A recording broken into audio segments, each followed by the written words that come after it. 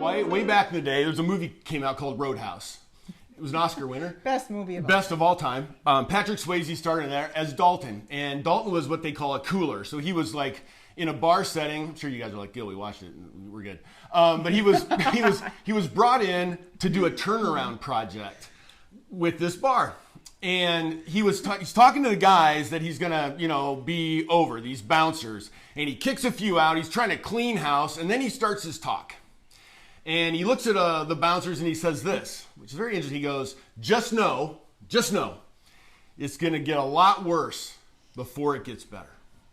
And, I think that's one reason why we just kill willingness off. We kill it off because we think to ourselves, well, if it's going to be really horribly bad, why would I even start? So that's actually, we're going to kind of say, that's a myth. That's a lie, actually, of the healing arts. You think it's going to get worse before it gets better. But you don't know. That's why worry takes off. You're not really sure what's going to happen, so you go straight to worst case scenario. You're going to die. Something's going to happen that's just horrible. And so you know what? I'm just going to stay stuck. I'm going to kill willingness, because who would be willing to let things get really, really bad? Yeah, exactly. Yeah, that's such a belief in our culture. Mm-hmm. It's going to get worse before it gets better, so just hang on in there. Well, that's supposed to be like some stud muffin belief, I guess. But the truth is, that's right. You hear that in healing all the time. And I've heard healers, doctors, naturopaths, all kinds of people say that. Chiropractors, it might get worse before it gets better. It's like, no, you're just saying that as a cover your ass move in case they don't feel well. No, it doesn't have to get worse before it gets better. Mm-hmm. The truth is, the misery that you're living in right now, where you do not yet have the desire and willingness to change, is much worse than making movement and being willing. Yeah, true. We are all so afraid of the future. We think about the future, worst case, it's going to be like this, it's going to be terrible, especially with this pandemic. Lives are never going to go back to normal. I'm sure we've all heard that so many times I could vomit. Yeah. It's just going to be terrible forever. It's never going to be normal again. That is our fear of the future, and that blocks us from being willing to make change. Yeah. One thing I have noticed in being a healer and a psychologist for a really long time now, and I won't reveal my age, but for a very long time, is that the future is never as bad as you think it's going to be. Yeah. We're fearful, and then once we get there, it's like, oh, I can handle this. So be willing to make movement out of that desperation. One of the things that one of the readers or spiritual teachers that I really like to read is Guy Finley, and he talks about, and this is an old adage throughout time, but what you resist persists. Yeah. So if you resist being willing or having the desire to make movement, your problems are going to persist. Voila. No desire to change, guess what? No change happens. Ever. Yeah. So what we do is we pay attention to the train wreck that is our life. Yeah. We pay attention to the accident, and we look at how terrible it is, and we focus our attention on it. And one of the things Mr. Finley says is, what you pay attention to is what you love. I don't love this terrible thing in my life. Yeah, you do, or you wouldn't still be there. Yeah. Okay? So what you pay attention to is what you love. Yeah. So he tells a story, and I want to share it briefly, about you go to the store, this art gallery.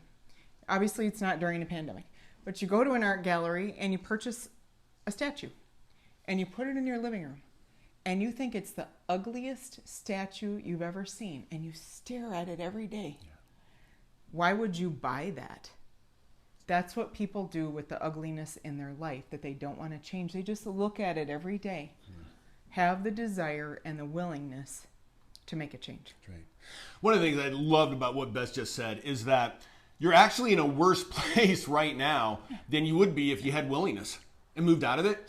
God actually talks about this all the time. He uses the word death. Like if you stay with these parasites that are eating your life away and you're not willing to change, they actually cause death. So when we're reading the Bible, right, or the scriptures, we see that word death in the Greek, right? We see it says death. And we think it means, well, I'm not, physical death. Like, well, I'm not dead. So obviously, God's out to lunch. We're good. That word death is actually the word thanatos. And it means separation and loss. That's what that means. So when you see the word death, right, God uses it up all the time. He goes, if you continue to let these areas of your life take control, then you're going to die. And what he means by that is you're going to start seeing the loss of things. And my guess is right now, some of you have these parasites eaten away and you've lost your marriage. You've lost the man or woman of your dreams. You've lost deep friendships that you've had for a long time. You and your kids might even be, estranged. We use words like this all over our culture, and what we'll say is, well, here's what they used to have this, but now it's all broken up. There's separation, there's loss, right? And we don't go back and say, then why wouldn't we take care of that parasite? Well, the reason is because whatever you resist persists. So you're resisting that, and it keeps going. And by the way, these parasites, these things in your life that are just stuck in there, they will continue to eat away at you and your relationships and your money and everything out there. You will start to get separated from all that, and you'll end up with nothing. So watch the movie Parasite if you haven't, by the way. Yeah, it's really good. Yeah, so watch it. It's kind of scary, actually. In the end, you're like, whoa. But I just experienced this, actually, and I'll talk more here in a little bit about the last few years of my life, up until a couple of years ago. But I was really struggling. I was letting substance abuse kill my pain. And I had a really, really, really good friend of mine. I won't say his name. I'll just call him Neil. So Neil and I were really good friends, and he is a just quality, maybe one of the most quality men I've ever met. He's a single dad. He's got a great daughter. And I knew he and his dad. I knew his dad was a big Chi-Town. Like Chicago. Have you ever had Chi-Town friends? Chicago friends? Man, it's like, it's deep. It just runs deeper than just, hey, we're buddies. And he and I, just had a great thing going. And his father passed away.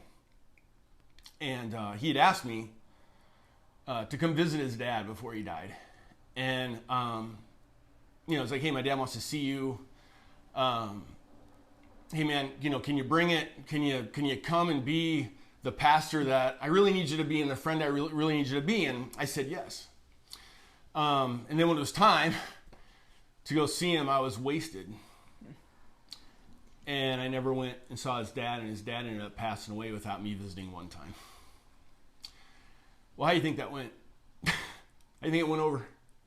I lost an amazing, amazing friendship. All because I was not willing to deal with that stuff in my life that was eating away at my soul. And I love you so much. I do. I mean, I know we hear from you guys all week long. I mean, you're doing watch parties. You got families around the TV right now. You're doing all these things. You're all over the world, Australia, Germany, everywhere. And you're so great because you so want to change. And you guys are like in there, right? I love you enough to look at you and say, deal with that stuff. Because the rest of your life, I mean, seriously, I know you're thinking it's going to be worse if I do this. It's going to get a lot worse before it gets better. No, it's not. You're going to get so much better. By the way, that relationship has been restored. He and I are back on track. I came back and said, hey, dude, I missed. And was truly sorry. I'm like, I'm willing to change. So I just want to put that out there to you because it's a big deal. And I know right now, some of you might even be sitting there going, well, I'll do that, Gil. I mean, yeah, I'm young, or, I've put that off for a long time. Will be good. A lot of my friends, here's how they say the days of the week. They go like this: Monday, Tuesday, Wednesday, Thursday, Friday, Saturday, someday. I'm like, what? Yeah. Monday, Tuesday, Wednesday, Thursday, Friday, Saturday, someday. I'll do that someday. Can I tell you, that's not a day of the week. That is not a day of the week. And you're over there going, yeah, it'll happen. I'll drift into great willingness. No, you won't. Yeah, that's right. You never do that. It's never like, wow, wow. No, you have to be intentional. Yeah, I'm so psyched up. No. You got to take someday out of your days of the week and do it today. Do it today. I tell people all the time, now is the time. You can't fix the past, but now and forever is what you got. And that's your currency. And you can do that in a great way. So Napoleon Hill comes along and he says this. He's a great writer, hugely successful guy. He goes, to achieve anything, you need a burning desire. You don't achieve things by going to your classes necessarily. I know a lot of people that are top-notch knowledge people that are sitting on their ass, letting their lives waste away. But that guy's got a master. He's got a doctorate in psychology. That guy, how many doctorates in psychology I know that are absolute waste cases?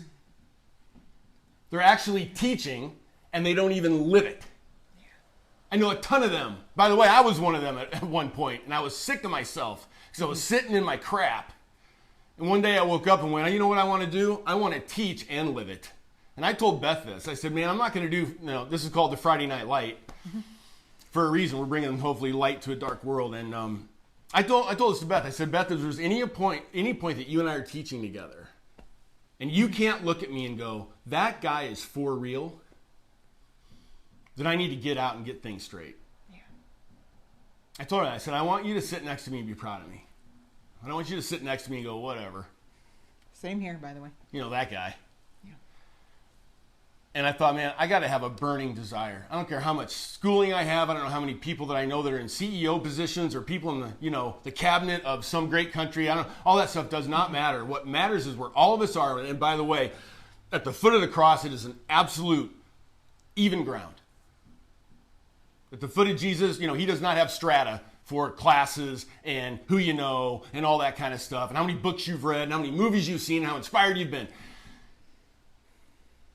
At that equal ground, the only thing that all of us have right there is a burning desire to change and transform or not. You have certainly convinced me. I'm just sitting here listening to you going, wow, I want to go change something. Well, yeah, really. Yeah, you're very, very convincing and very passionate. And it's true. And this is who you are. And this is who he is. And we do have that agreement. Yeah. If we're not living the truth that we're sharing, we got problems. And we have each other to be accountable and find someone to be accountable with as well. Yeah. And, I'm going to let Beth take over here. I get, sometimes I'm like, I got to go get some water. So I got to go back. Go ahead. I got to go back to my corner, man. Hey, rock. Yeah. Okay. I know that's what I feel like sometimes. Oh, Gatorade. So this idea of, my parents used to say to me a lot, because I'd get every now and then really lazy. They go, your get up and go, got up and went. Your get up and go, got up and went. Two things around that, okay? Your get up is your willingness, your desire. That's your get up. And your go is your ability. You've got to be willing and able. So we're going to take this apart. Take this with you, please. We're going to give you 3 things today. 3 ways to show you how to get your willingness dialed in. We're going to talk about the go piece a little bit. We're going to hit it a lot harder in number 4 here, the gift of action. But yes, we're going to start with number 1, and you know this stuff well. Yeah. So the 3 things we're looking at here for application for the gift of desire and willingness are, number 1, this one is huge. Reframe your story. Yep. What does that mean? Again, we're sitting there looking at the ugly statue that I talked about every day. Reframe your story. That means step back like you're adjusting a camera and reframe. This is an opportunity for healing. This does not have to be a mess or an accident or a nightmare. This is an opportunity to get up and heal and get to that place. Go through it, go to it, and through it. You can't go around it. Go through this place called transformation to that other side. And it is an opportunity for healing. I remember the first time one of my clients told me, I'm looking at this as an opportunity. I sat there and I'm like, wow, I was stunned. I was like, wow. I was so proud of her for saying that. I had never thought of that before. So thank you to her for ever bringing that up to me years ago. It's an opportunity to heal. So stop beating yourself up or beating up somebody else. And be willing. Get up. That old thing. Pick yourself up by your bootstraps and be willing. Life is waiting for you. One of the people we talk about in our household sometimes, because I'm a psychologist and Gil is just a fan, is Dr. Phil. And one of his favorite things to say is, he looks at people really sternly, but really kindly, and he says, how's that working for you? In your life. How is that working for you to just sit here and not be willing to make change? Life is short. How's that working for you? So, in the end of it all, sitting there and blaming someone else or blaming yourself, punishing yourself, thinking you've got to be perfect in order to make any movement. I've got to be perfect or I got to stay right here. I don't have all the answers of what it's going to look like. That self-punishment and blame of yourself and others is just keeping you, as you always say, stuck in your own muck. And you usually use another word I don't want to say right now. Okay. You're mucker. You're mucker. Stuck in your mucker. So Remember that that definition of insanity Stop outing me. that Albert Einstein talks about? What's the definition of insanity? Do the same thing, live the same life, make the same choices over and over and over, and expect a different result. Are you kidding me? Nothing is going to change unless you have the desire to change. Right. Nothing. Yeah, that's exactly right. And I think here's what we mean by reframe, okay? We live in a culture where if you have pain in your life, something's wrong.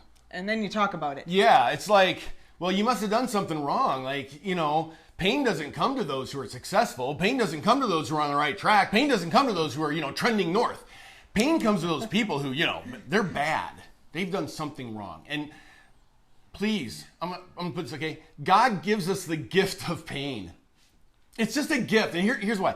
It's motivating you to do three things. Heal. First step, sometimes takes a long time. 2, reboot, reset, clean the slate. That's so cool, right? I mean, you want to do that. When I was little, we used to move about every 3 years. My dad was a traveling, worker. And we used to move all the time. And every time I'd be like, cool, I get to leave the school I was just in where I completely blew it. I got really bad grades there, and I made a lot of really bad friends. So, we get to hit reset, but really it was always a gift for me to grow. It was like, okay, here we go. So it's like you get to heal, you get to reboot. And by the way, use the word get to. Yeah. Get to. You don't have to. Yeah, well, I guess I got to heal then. No, it's the opportunity. Yeah, it's like a huge opportunity. It's not some sort of, punishment. It's God saying, I got you. I gave you the gift of pain. And I'm with you, and we're going to go for it here, So it's, it's this idea of healing, rebooting, and then getting back to living with even more meaning, purpose, and skill. With even more meaning and purpose and skill, you actually get to reboot and come back better. Yeah. Every time you experience pain, and I'm doing this, by the way, I'm really passionate about this because I don't do well here, okay? This is like, I love, when I'm teaching, I'm like, okay, this is all for me. Like, I'm writing this going, man, I don't know if I can even give it. This is so ingrained in me, too, that pain is not good. But it's an opportunity, and I want to be honest about this, and I will. Okay? When I went through a divorce, who do you think I wanted to talk to? Somebody that never went through a divorce, that was always like, oh, my marriage is great. I never went to those Pollyannas, because what they were doing. I'd sit down and they'd be going, well, Gil, it's going to really kill your kids. And oh, by the way, here's 14 Bible verses that will totally clobber you. So I'm going to give you these clobber verses, and then, and then when you've got it together, come back to me. I mean, this is where I'm like, okay, not you. By the way, I went to seminary. I kept looking at people like, I know the verses. I know them in Hebrew, Aramaic, and Greek. They're right there in the front of me. Thank you, though, for the reminders, I guess. Guess who I went to? People that had been divorced. Because I wanted to at least do that well. And it was so hard. And so I'd sit down with them and go, what did you learn? And they were more than happy to go, come on in to the imperfect club. Come on in. We're not misfit toys, but I kind of felt like it. And they go, you're not one of those, And I got reminded by those people. They were like, look, dude, you're going to be able to have more influence. I mean, we're not saying everybody go out and get, by the way, it's not what we're saying. If you're like really happily married and all you've got are these like Pollyannas, so look, way to go. I mean, seriously, I'm jealous. And I think you're lying. Anyway, So here's the deal. You go to people who've been there, done that. They got a lot of dust on their feet, and they got a lot of tire tread on their face. And they got a lot of bruises, and they're looking at you going, let me help you do better than I did.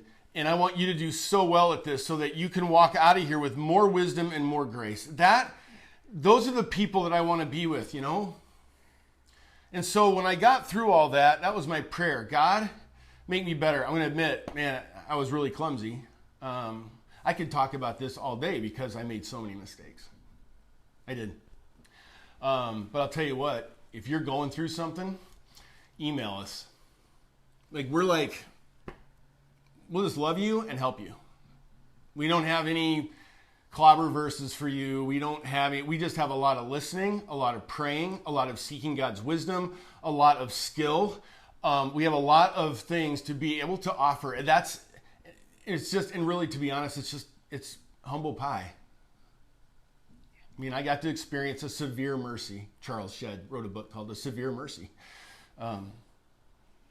I got to experience mercy from God, but it was really a severe circumstance, and I don't take it for granted that he offered me grace. I don't look at it as, please do all you can to stay in your relationship. But there's just times that abuse happens and isn't stopping. Anyway, I'm not going to go on with that. So, but the bottom line on this is, man, you're going to get better and better and better. And can I just, I want to say something on this one. Yeah. We're talking about reframing your story, right? Yeah. So one of the things, a big part of reframing, and this is really hard for people, and it was really hard for me when I was chronically ill and almost died at the ripe old age of 32. I mean, it was really hard. But part of reframing your story, first of all change happens in the now. Yeah. Right now. Not tomorrow, I think I'll look at that later. No, it happens right now. But then when you look back and you see the changes that you made, look back in gratitude. Mm-hmm. Reframe how you look back. Don't look back and go, oh, that was so terribly hard, but man, I got through it. That doesn't help you any. That keeps you attached to the story of the pain. Yeah. Look back and say, wow, I made a ton of progress. I had a ton of courage. God was there for me the whole step of the way. Look at all these people that were there for me, the support that I had. And you know what? I am grateful for every moment of that journey because it brought me to who I am today. Yeah. Okay, I was on an oxygen tank. I talked about that last week. I don't sit there and go, oh, poor me. I say, wow, I am so grateful that happened because now I get to be this for other people and I get to help people heal and I get to help speak truth to people and I get to be with you. And that's because that was in my life. So reframe your story now. But then when you go through the hard stuff, look back and reframe how you're looking at it too with gratitude. Oh, that's awesome. Okay, now we know we're not going to get to point 3 today. That's okay. Or maybe 2, who knows? But this idea of reframing it as an opportunity. So you all seen Terminator? Oh, yeah. With Arnold and all that? Oh, yeah. Oh, yeah. Oh, yeah. He's a big guy. And back in 1984, James Cameron jumped in there and started this series. And so what it really interests me about Terminator is every time I watch a new Terminator movie, there's always like more Terminators. And, by the time this Dark Fate came out, Arnold, he was a T-800 prototype. He's not doing so well. He's sucking wind because all these Terminators keep coming. And every time they come, they're better and better and better. Matter of fact, there's 13 Terminators. I saw somebody said 15, but I think they were adding some different thing. 13 Terminators, man. On these movies, right? 13, increases, weakest to strongest. And I was doing a study on it because that's what really smart people do with their time. And I was looking at this whole thing and I realized that if I look back at my life, right, because the Terminators get whacked or whatever and then a new, better one comes back. This is what we mean by opportunity. God just keeps using pain to grow you. And so there's like this T-800 prototype and then it kind of goes on. I wrote then the T-1, then the T-1000, then ultimately there's the T-1 million. I think that's where it ends in Dark Fate. Wow. Right? I don't know. Well, okay. I don't know. I believe you. Some of you right now, you're so geeky, you're probably nerding out going, that's not right. Maybe that's just you, babe. You know what I mean? I don't know. I love it when I get into a great illustration and I'm not sure of the facts. Okay, but I do know the fact of they get better and better. So I was doing a little study of my life, right? I was looking at Terminator over here on this side of the screen. I was looking at my life over here on the right side of the screen. And I'm like, okay, I started out as a T-800 prototype. Then I got completely crashed and burned, I totally went through that. Okay, I grew to a T1. Then over here, I got smoked in something else. Well, I was doing all this stuff and I figured they have 13 Terminators. I'm a T-70,000 right now, or T-7,000, whatever. I don't know, it's 7. And because I'm on my 7th iteration of myself. And I'm sure there's even more out there, but I probably blacked it out because it was so painful. But I know right now I'm at T-7000. How you like that? And guess where I'm headed? I'm headed to a T-1 million. And here's the scary part about that. That's 6 more iterations. The dogs are getting excited. They're like, we're a T-8. But it's true. The dogs in the neighborhood are barking, everyone. Yep. I have such skills. I'm the dog whisperer. That's what happens when you're a T-7000. There you have it. There's a lot of things going on right now. So 6 more iterations, man. I mean, I'm like, okay, but you know what I'm sitting there going, okay, God. Never stops. Yeah, it doesn't ever stop. It's not like you're going to get willing, do something, great things happen, and you go, well, good. Here's the thing, God's never done with you. Yeah. He's never done with you. I don't even know. He's just never done. And you never have all the answers. Yeah. I love when something happens bad, they go, there's a reason. I'm like, shut up. We so desperately want to know why God's doing what he's doing. Guess what? He ain't gonna give you everything. You know, if you really want to know what God's thinking and saying, read your Bible. That's his word. That's how you know you're on solid ground. But what I'm saying here is, look, I'm so excited.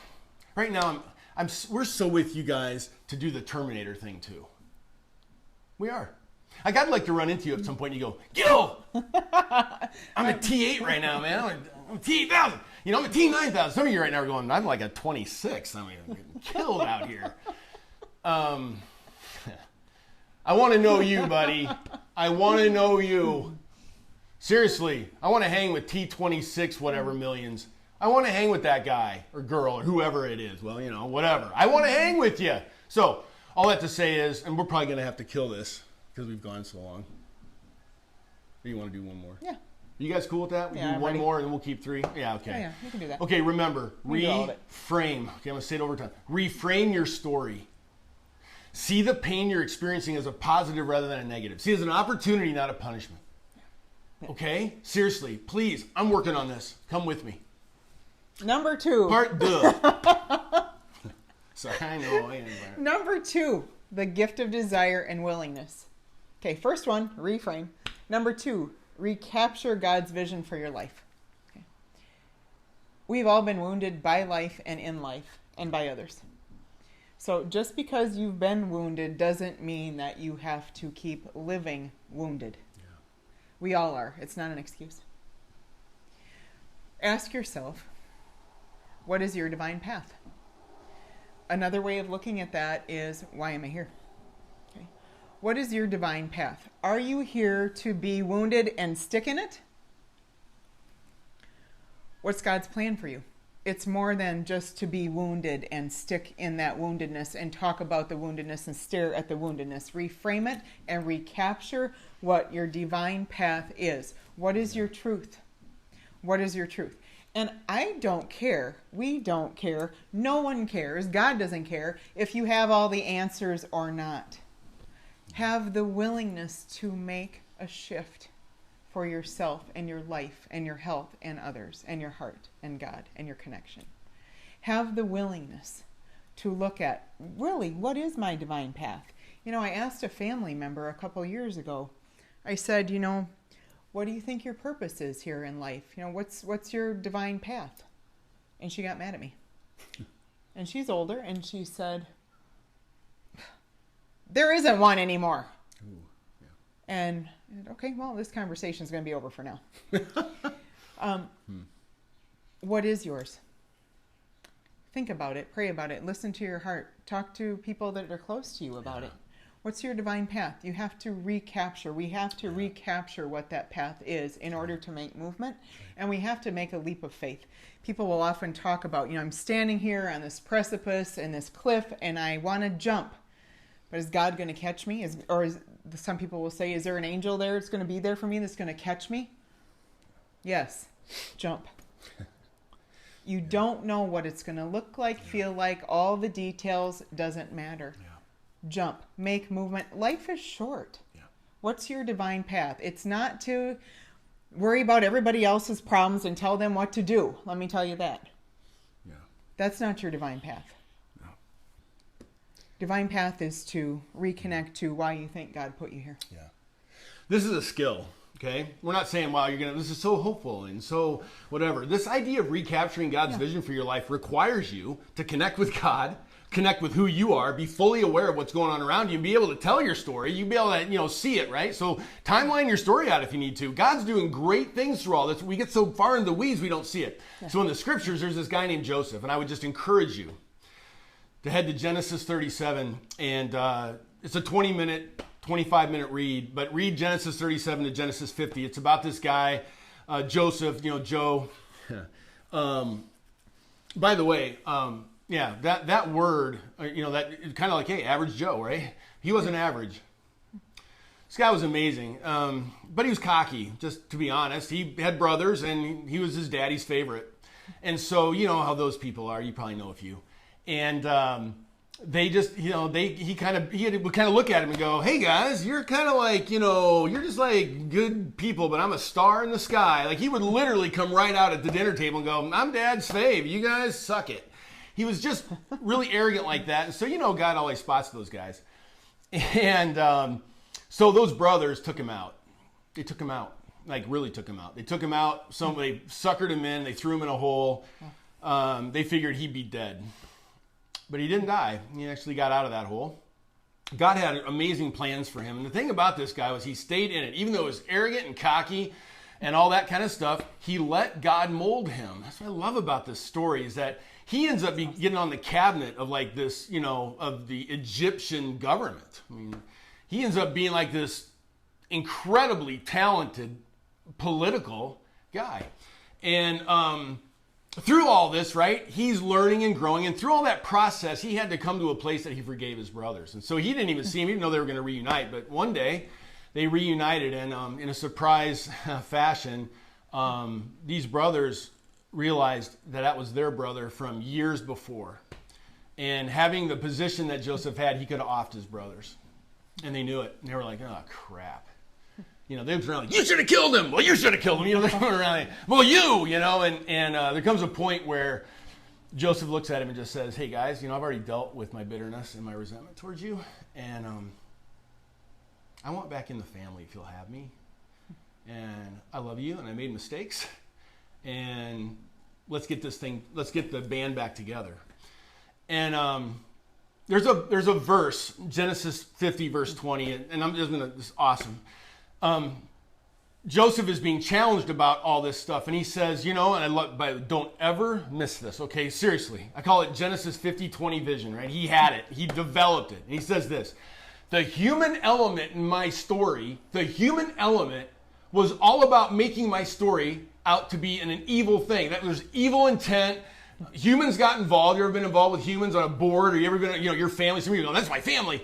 Whenever you're together, like with people, yike, because people can just ruin things. And so Joe goes, hey, from the human side of things, it was all meant for evil for me. But he says this, love it. He goes, but God, he had his hand on it, and he made it great.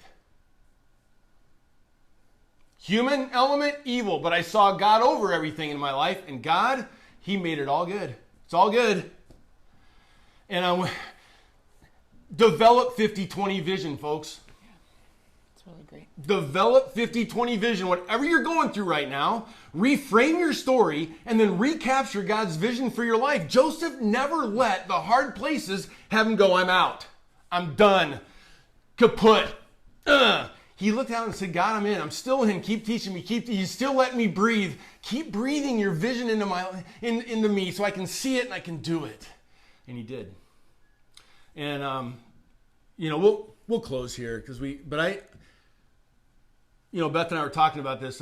You're seeing it happen right here with us. Yeah. This is living it out. Yeah, living it out. And this is our Friday night light that we're showing every week. Yeah. We didn't have this planned. Mm-mm. I was on an island. He was in a mountain. God put us together in the desert, and we met. And I really believe if you have the willingness, you will be given the ability to do great things. But you have to have the willingness. Yeah, I think, we're nothing special, okay? Somebody wrote me and they said, God, all the mistakes you've made, and now you're just doing so great. And they, blocked me or something. I don't know. I don't care. Social media gives a hoot. But it stuck me a little bit, I'm not lucky. I just had 50-20 vision. I'm telling you, I almost didn't make it. I'll tell you more about that in part 4. I'm here. It really is a miracle. I was not doing well in this. And, I want you to know, this isn't a cocky thing for us. No. Here's what we thought about today. We're talking a little bit over this thing. And here's our deal, okay? God we're just like you. We're all in it together. And God chose to do some really amazing things in both of our lives. And we took that first step of willingness back in 2018. Both of us did this. Yeah.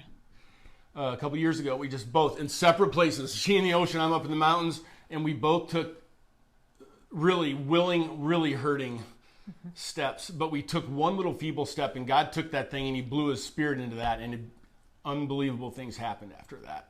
It unfolded, and we kind of got to see from, we got to look back now being Monday morning quarterbacks and see it. So here's what we want. We want you to come with us. We want you to come with us. We share stories. We always say this, get a hold of us. Let us know what's going on.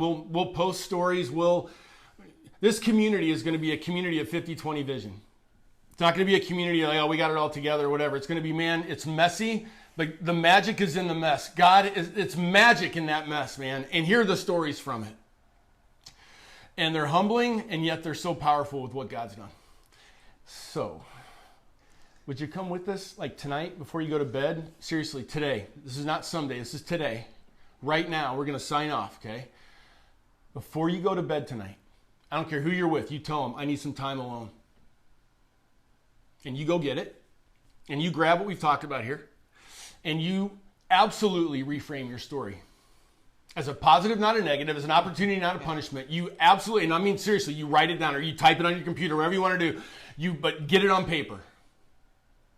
However you do that, and tell the story the way it's really being told from heaven. Don't see your story because by the way, don't ask others about your story. You got an inner voice. You've got God speaking to you. Don't ask other people to reframe it for you. Matter of fact, that's a bad thing. Most people, when they reframe, they leave a lot out.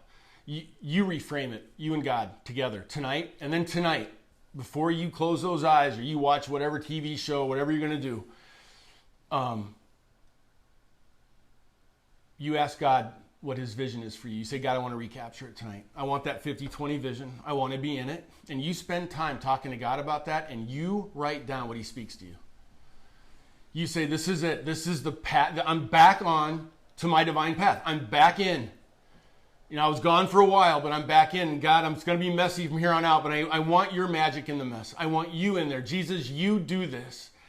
You're alive and well. It's a living hope, the Apostle Peter says. We're not talking about some word over here that's dead that somebody wrote 250 years ago. We're talking about the living, breathing Word of God. And you let God do that in you. And look out. Okay? Can I pray for us? You want to say anything else? Go for it. All right, man. Hey, Lord, hallowed be thy name. You're really, seriously, your kingdom come, your will be done. You bring that. It's already here. You've got it here. Lord, help us tap into really who you are, your word, your holiness, your otherness. Lord, I know I've got a long way to go in this too. So for all of us, your hand, your pneuma, your breath, your mind, your heart, bring us back to you so that we can begin to fly with you. And please, Lord, I know I do this just for all of us here. Enough of this punishment thing. We're done self-hating. We're done self-beating. We're done self-questioning. We're done self-regretting. Yeah. Lord, I've got 25 backpacks with that stuff. Lord, make all of us T13s. Make all of us the kind of people you want us to be. And then set us on that right back on that holy path, that path you have for us. Help us recapture it. We love you. Amen. Thanks, everybody. Send this to someone that needs this talk. Yeah. Subscribe to our YouTube channel, Gil and Beth Jones. You'll get all of our videos if you do that. And our website should finally be up and running within a week. We're really hoping. So thanks for tuning in. Love you. Bye-bye. Bye.